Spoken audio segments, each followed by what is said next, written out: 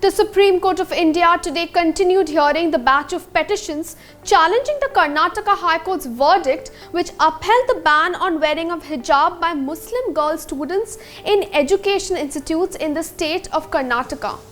Today was the sixth day of hearing by a bench comprising Justices Hemant Gupta and Sudhanshu Dhulia.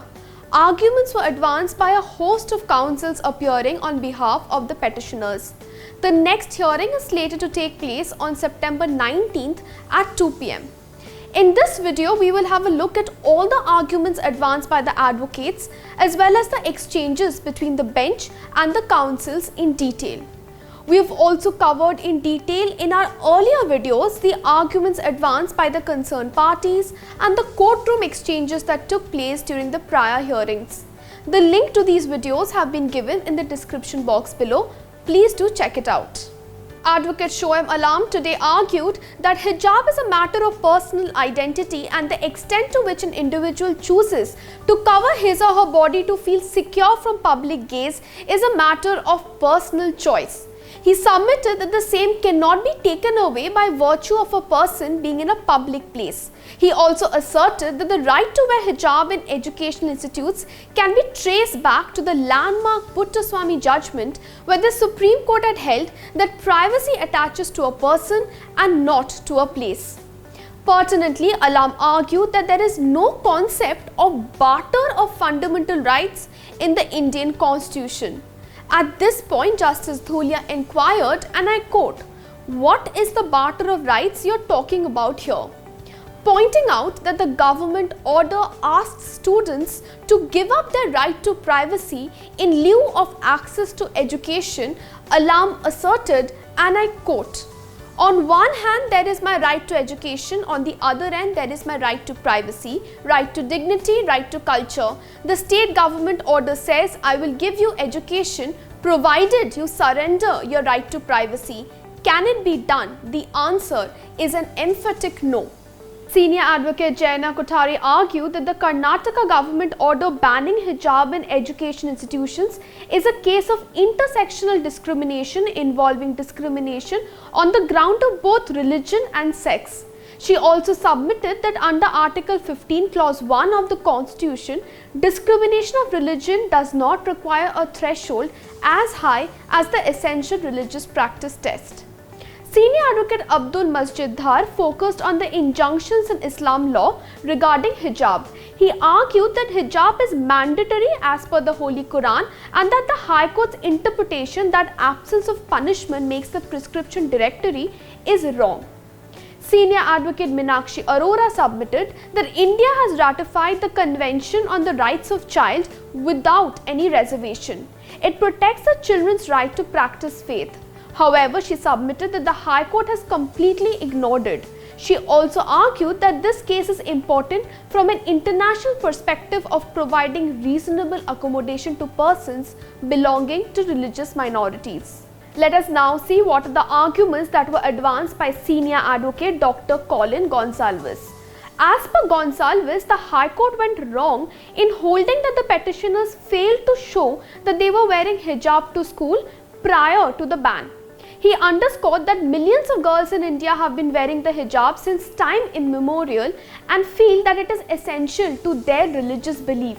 He argued further, and I quote, "The question is if the practice is genuinely or conscientiously held as part of profession of religion and not whether it is essential or not. That is the test, that's all." During the hearing today, Gonsalves also attacked the Karnataka High Court judgment for being a majoritarian judgment which contained very startling and hurtful paragraphs. While referring to the High Court's observations that insistence on wearing hijab is against the emancipation of women, Gonsalves asserted, and I quote, "Hurtful statement, if I wear hijab, I can't have scientific temper or emancipation of women. Linking hijab with sectarianism, wearing hijab with divisive lines, so the hijab divides, hijab could breed indiscipline, social unrest. This is the language of judgment. This is not a judgment which should pass the muster." He also submitted that fundamental rights cannot be violated just because one is in a qualified public place Addressing this contention, he also cited an example to show how a lawyer can be told to remove her hijab in court if a student is asked to not wear the hijab in schools. In a prior hearing, Justice Hemant Gupta had orally remarked that hijab could not be compared with Sikhism, as practices of Sikhism were well ingrained in the culture of the country. Referring to this, Gonsalves emphasized today that our constitution is a living document and that what was previously not acceptable can be acceptable now. He also questioned as to why the hijab cannot be allowed in a school if a turban is. You never tell a Sikh boy, take off your turban. It is central to his religion. It is the same intensity and same religiosity for a Muslim girl regarding the hijab, Gonsalves argued further. He also referred to Justice Gupta's earlier remarks as to whether the right to dress would also include right to undress, and said while addressing this remark, and I quote, "This dress-undress argument is unfortunate. Muslim girls are in fact undressed. They were asked to take off hijab by the security. Court must see the issue through the eyes of the minority. Constitutional morality is the ability to see an issue through the eyes of a minority."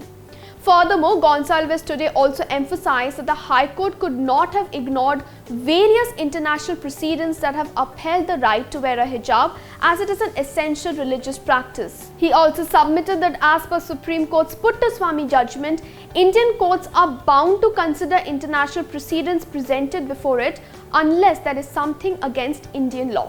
Senior advocate Kapil Sibal today urged the division bench to refer the matter to the Constitution bench. He submitted that the issue involved in this case is not merely confined to Article 19, which guarantees the freedom of speech and expression, but relates to the concept of qualified public space evolved during the course of hearings. Summarizing the constitutional issue in question, Sibal submitted, and I quote, "The question your lordships first have to decide is if wearing of dress is an expression of self, whether it is linked with bodily autonomy. I can wear a miniskirt or whatever I want. Dress is both at the heart of privacy and expression under Article 19(1)(a). If I have the right in a public place, does that right get extinguished when I enter the school gate? Constitution does not say so. Article 19 does not say so. What is the limit under Article 19? Public order. That is the only limit. That is the real constitutional question." Sibal said this question has never been answered before by the Supreme Court.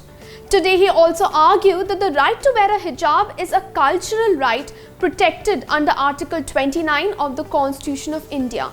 He also cited the RTI reply obtained by Deccan Herald, as per which 145 out of 900 Muslim girls in Dakshina Kannada took transfer certificates after the ban. At this point, Justice Dhulia asked if the transfer certificates were taken after completion of class. In response, Sibal said that these girls dropped out before completion of class.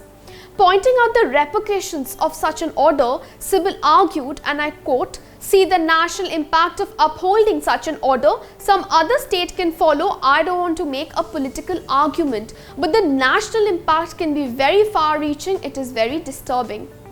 Today, Advocate Prashant Bhushan submitted that it was not necessary for the petitioners to raise the essential religious practice argument, and they only need to show that wearing of hijab is a bona fide practice. He also submitted that a public education institute cannot impose a dress code which is violative of fundamental rights. Furthermore, pointing out that restricting only hijab when other religious dressings like turbans are permitted is unconstitutional. Bhushan submitted, and I quote from his arguments here, "It becomes discriminatory because you have only banned the hijab. You have not banned other religious markers like pagri for Sikhs, tilak for Hindus, cross for Christians. You have singled out hijab, which is a Muslim identity. If the rationale is to erase religious markers from school, then you have to proscribe all religious expressions." Thank you. This is Aratrika Bhaumik for LiveLaw. Keep watching LiveLaw for more such updates.